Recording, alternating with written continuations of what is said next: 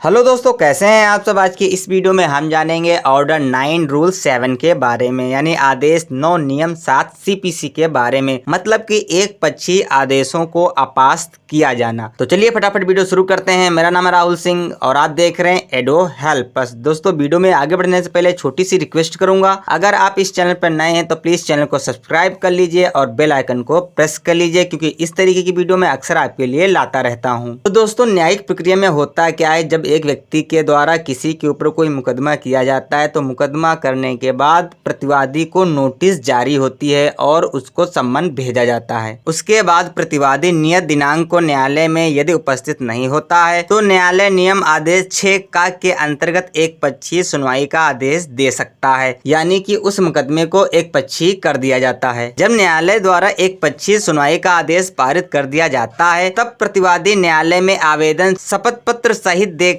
तथा उपसंजात नहीं होने के अच्छा हेतु यानी कि कारण बताने पर उसके विरुद्ध एक पक्षीय आदेश को न्यायालय से अपास्त करा सकता है। संहिता के नियम 7 में इस बारे में व्यवस्था की गई है, जो इस प्रकार है। नियम 7, जहां प्रतिवादी स्थगित सुनवाई के दिन उपसंजात होता है और पूर्व अनुपसंजात के लिए अच्छा कारण बताता है, वह प्रक्रिया जहां न्यायालय के एक पक्षीय रूप से वाद की सुनवाई स्थगित कर दी गई है और प्रतिवादी ऐसी सुनवाई के दिन या पहले उपसंजात होता है और अपनी पूर्व अनुपसंजात के लिए अच्छा कारण बताता है, वहां ऐसे शर्तों पर जो न्यायालय खर्चों और अन्य बातों के बारे में निर्दिष्ट करे, उस वाद के उत्तर में उसी भांति सुना जाएगा मानो वह अपनी उपसंजात के लिए नियत किए गए दिन को उपसंजात हुआ था। आपको बता दें कि संहिता का यह बहुत ही महत्वपूर्ण उपबंध है। इसका उद्देश्य यह है कि किसी कारण प्रतिवादी या उसका अधिवक्ता नियत तारीख को न्यायालय में उपसंजात नहीं होने पर उसके विरुद्ध एक पक्षीय कार्रवाई का विचारण का न्यायालय आदेश पारित कर देता है तथा उस दिन उपसंजात नहीं होने का प्रतिवादी उचित कारण बताकर न्यायालय को संतुष्ट कर देता है, तो वही न्यायालय उसके द्वारा पारित आदेश को वापस ले लेगा और कार्रवाई में उसे उसी प्रकार सुना जाएगा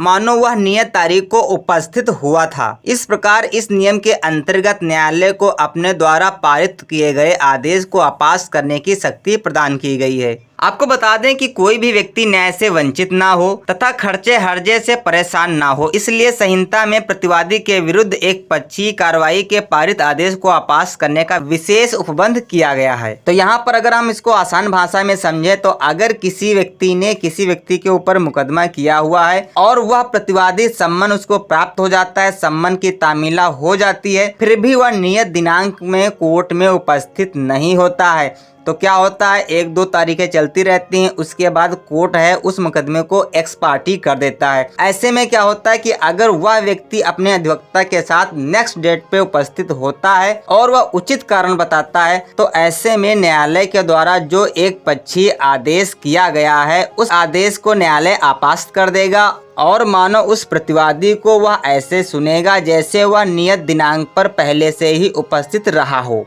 यानी यहाँ पर अगर आपके खिलाफ किसी ने कोई मुकदमा किया है और यहाँ पर आप प्रतिवादी हैं और यहाँ पर सम्मन की तामीला हो चुकी है, तो घबराने की जरूरत नहीं है। आप किसी वकील से मिल सकते हैं और उनको सारी बातें बता सकते हैं और उनकी तरफ से पावर दाखिल करा सकते हैं, जो भी अगली तारीख लगी हो। अगर एक्स पार्टी मुकदमा हो चुका है तो वो जो एक्स पार्टी का आदेश हुआ है वह अपास्त हो जाएगा। यहाँ पर आपको बता दें कि अगर आप सिविल के वकील बनना चाहते हैं तो आदेश 9 नियम 7 सीपीसी के बारे में आपको जानना बेहद जरूरी है और आपको सीपीसी कई बार रीड करनी पड़ेगी। तो आई होप आपको ये वीडियो पसंद आई होगी। अगर आपका कोई सवाल है तो आप हमें नीचे कमेंट बॉक्स में बता सकते हैं और मिलते हैं नेक्स्ट वीडियो में। तब तक के लिए जय हिंद, जय भारत।